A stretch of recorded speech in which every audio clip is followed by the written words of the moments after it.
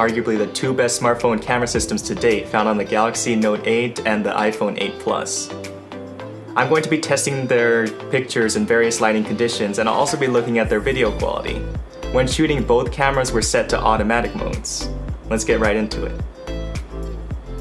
Both phones are equipped with dual 12-megapixel camera systems that utilize a second telephoto lens. The main lens on the iPhone 8 Plus has an aperture of f1.8 and the telephoto lens has an aperture of f2.8. Meanwhile, the Note 8's main and telephoto cameras have apertures of f1.7 and f2.4 respectively. The lower numbers on the Note 8's camera mean that they will be able to take in more light when shooting pictures. It should in turn perform better in low light conditions.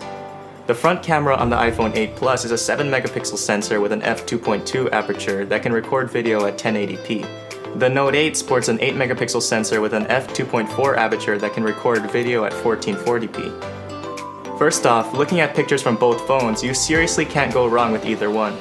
Both cameras pick up a lot of detail. In this shot, the Note 8 seems to handle the colors of the water and the sky better than the iPhone. The blues in the water on the Note look more like how I saw it, and the gradient of blues in the sky is also more apparent in the Note 8 shot.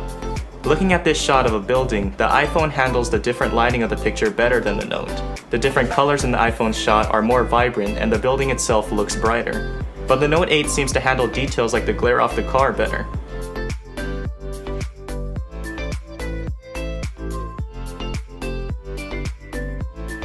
Some shots look so similar that it's hard to even compare them. In this shot, there was a big tree causing lots of shadows. Both pictures show great detail, but I think the iPhone overcompensated on the shadows too much. The red on the shirt looks almost painted and shadows seem to magically disappear.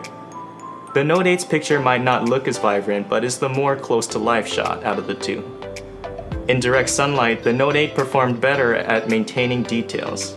In the Note 8 shot, the top of the building has more detail and the ground kept more of its natural color. The sun caused a blue tint to appear on the floor of the iPhone shot. This outdoor shot was taken under the shadow of a tall building. Again, both pictures are very detailed, but this time the iPhone handles the different lighting better. In the iPhone shot, the sky is still visibly blue, whereas the sky is washed out on the Note's shot. This shot shows how the light source can take over the iPhone's image. The light from the sun causes the iPhone shot to look more washed out, while the actual color shows in the Note 8's image. The video quality of both of these phones surprised me because of just how much detail each phone picked up. I shot all the video in 4K at 30 frames per second, but note that the iPhone is able to take 4K video at up to 60 frames per second.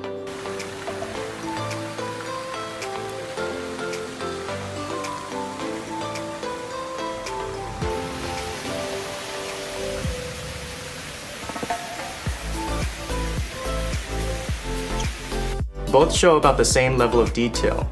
Colors on the iPhone's video look more pronounced and vibrant, whereas the colors on the Note 8's video look more natural.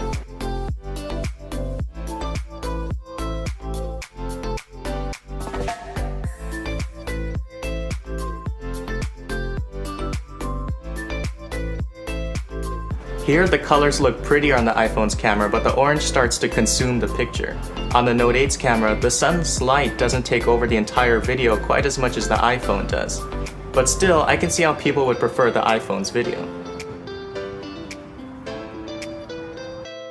The image stabilization is significantly better on the iPhone's main camera, but its telephoto lens doesn't have any stabilization, so video becomes very shaky.